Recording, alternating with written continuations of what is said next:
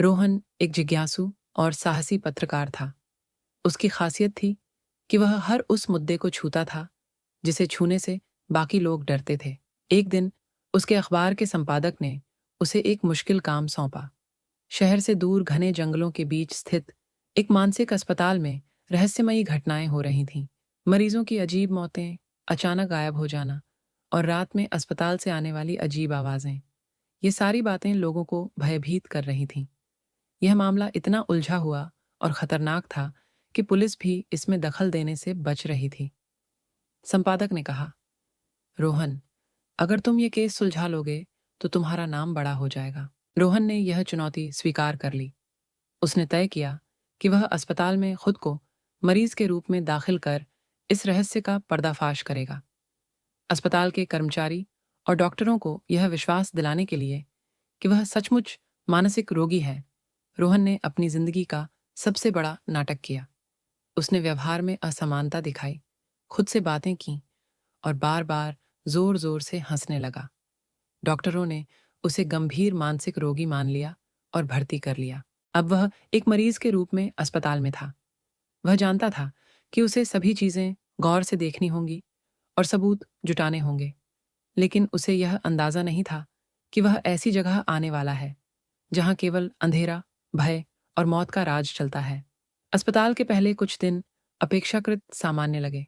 मरीज अपने अपने तरीके से अजीब हरकतें करते, लेकिन ये उन चीजों से अलग नहीं था जो रोहन को मानसिक अस्पताल में देखने की उम्मीद थी। अस्पताल के कमरों में दीवारों पर उखड़ी पेंटिंग्स, अजीब सी गंध और पुराने फर्नीचर ने माहौल को और रहस्यमय बना दिया था। रोहन ने धीरे धीरे अस्पताल के मरीजों के साथ बातचीत करना शुरू किया। उनमें से कई मरीज कहते थे कि रात में कुछ ऐसा होता है जिसे वह शब्दों में बयान नहीं कर सकते। पहली ही रात रोहन ने कुछ अजीब चीजें महसूस कीं। आधी रात को अचानक उसके कमरे की खिड़की पर हल्की खटखटाने की आवाज आई।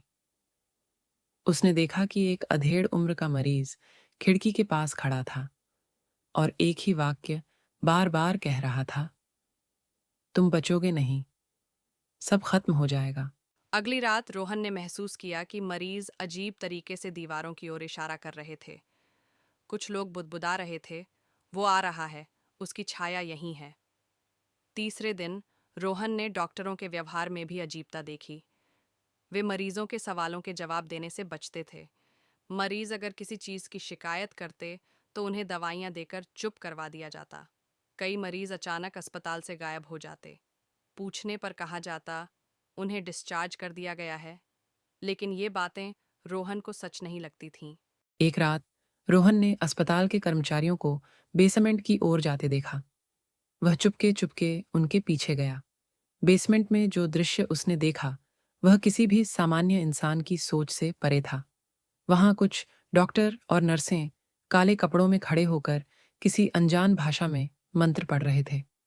वहां एक बड़ी बलिवेदी बनाई गई थी और एक मरीज को कुर्सी से बांधकर लाया जा रहा था। रोहन समझ गया कि यह मानसिक अस्पताल महज एक फसाद है।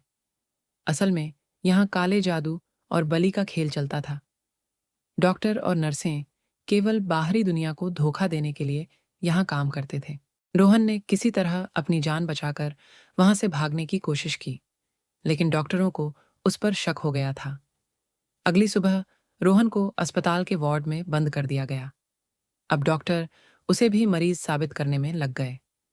रोहन ने बड़ी सूझबूझ से अपने साथ गुप्त रूप से लाए गए कैमरे का इस्तेमाल किया।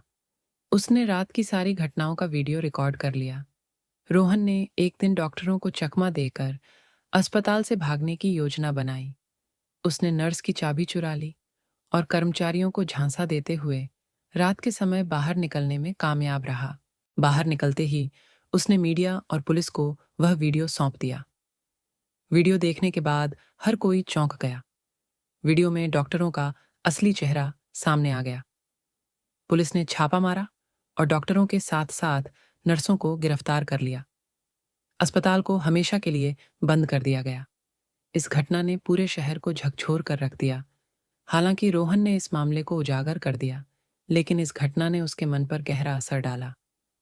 उसे हमेशा महसूस होता कि अस्पताल की वह छाया आज भी उसका पीछा कर रही है। कभी कभी सच इतना डरावना होता है कि उसे जानने के लिए साहस की आवश्यकता होती है।